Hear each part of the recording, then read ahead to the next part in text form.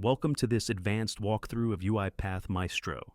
In the next sections, you will discover proven design patterns for declaring and manipulating variables and arguments, implementing structured error handling that, routes exceptions to the action center, governing manual interventions with timer boundary events, building counter-driven loops for controlled retries.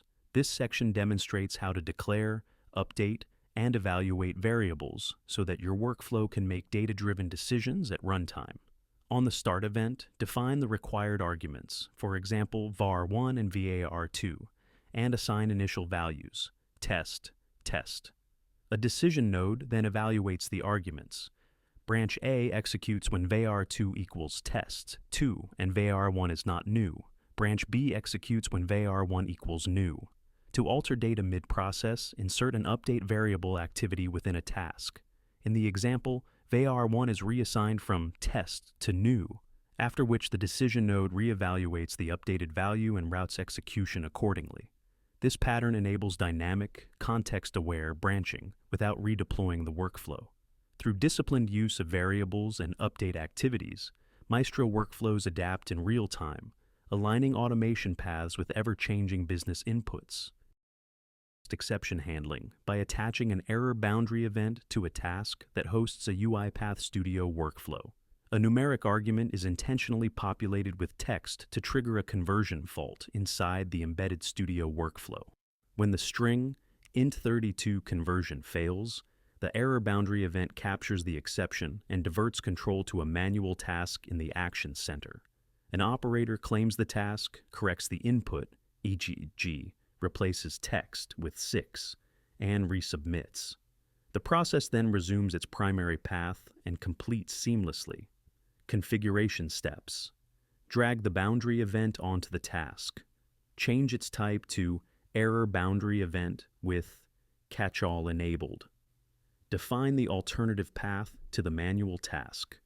This architecture guarantees that runtime faults are intercepted, triaged, and remediated without terminating the end-to-end process, safeguarding both uptime and data integrity.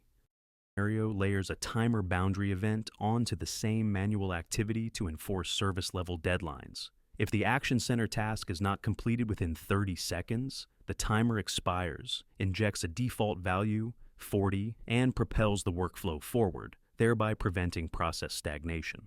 Key configuration. Place the boundary event on the manual task and set its type to timer boundary event, non-interruption. Specify the duration, e.g., PT30s. In the timer path, assign a fallback value and proceed to the next activity.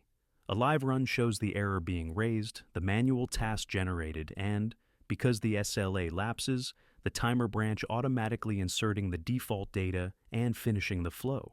Timers provide governance over human-in-the-loop steps, ensuring that critical automations respect operational SLAs, even when human response is delayed. Initialized to 1. A decision node compares this counter to the maximum value, the 5. If number of retries equals 5, the process exits gracefully. Otherwise, an update variable activity increments the counter by 1, and the workflow, including a simulated delay, re-executes. Using the ob operator or not function ensures the retry branch activates until the ceiling is reached. A sample run shows the counter progressing from 1 through 5, after which the workflow terminates. Counter-based loops deliver deterministic retries, enabling compliance with retry policies while protecting systems from infinite execution cycles. By combining dynamic variables, structured exception handling, timer-driven governance, and incremental loops, you can design UiPath Maestro automations that are adaptive, fault-tolerant, and SLA-compliant.